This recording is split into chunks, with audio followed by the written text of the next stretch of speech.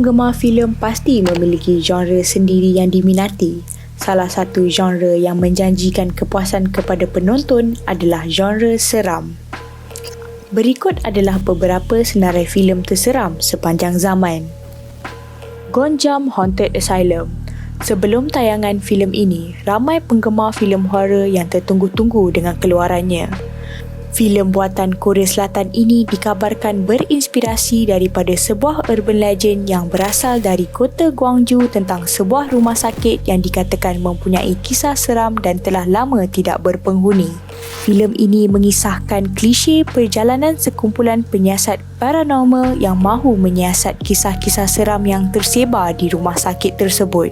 Menurut Korean Box Office Information System, filem ini berhasil menduduki tempat pertama box office dan mengalahkan filem horror terseram barat seperti The Conjuring dan Annabelle. The Wailing. Kisah bermula dengan pembunuhan yang membabitkan kaum keluarga yang membangkitkan kerisauan penduduk kampung Goksung di kawasan sebuah gunung di Korea Selatan.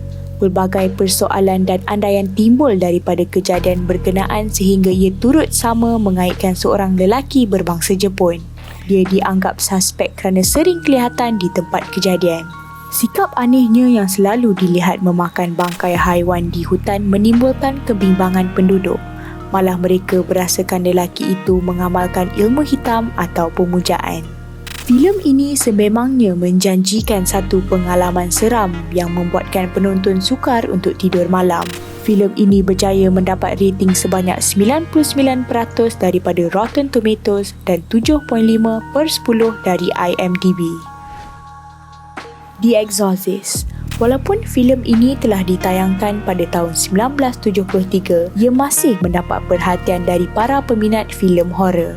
William Friedkin yang merupakan pengarah filem ini telah mengekspresikan saat tergelap semasa roh jahat merasuki tubuh manusia dan menimbulkan lagi rasa mencekam yang nyata saat adanya adegan seorang pengusir roh jahat yang mencuba untuk memulihkan pesakitnya.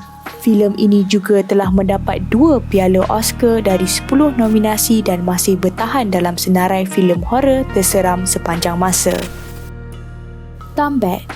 Di sebuah desa bernama Tambet, seorang pemuda bernama Vinayak telah mendengar kisah-kisah kekayaan masa lampau yang disimpan oleh keluarganya selama bertahun-tahun. Tetapi sering diperingatkan agar tidak berusaha mendapatkan harta karun kerana ada iblis yang menjaganya. Setelah neneknya meninggal dunia, Vinayak telah mewarisi harta karun yang tersimpan.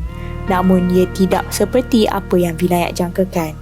Filem fantasi Bollywood ini mempunyai plot yang menarik dan dikatakan filem Bollywood pertama yang ditayangkan di Venice International Film Festival ke-75.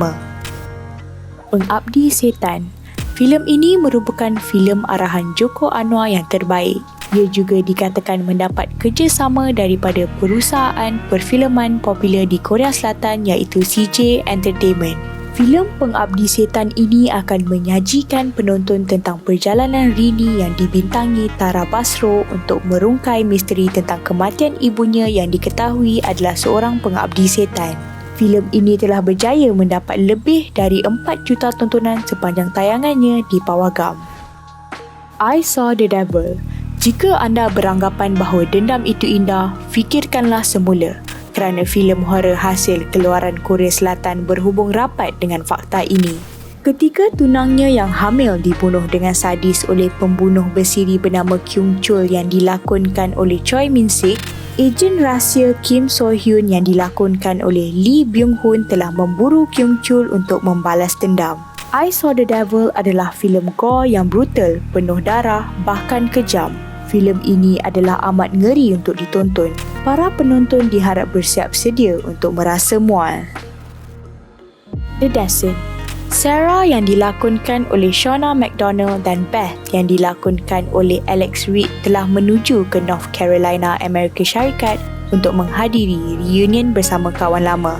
Setelah mengalami trauma yang teruk selepas kehilangan suami dan anaknya, acara ini menjadi ubat untuknya menghilangkan segala kedukaan. Namun, apa yang terjadi di dalam gua itu pasti membuatkan para penonton berasa cemas dan tidak senang duduk ketika menonton. filem ini telah berjaya memperoleh sebanyak 57.1 million dari hasil tayangannya.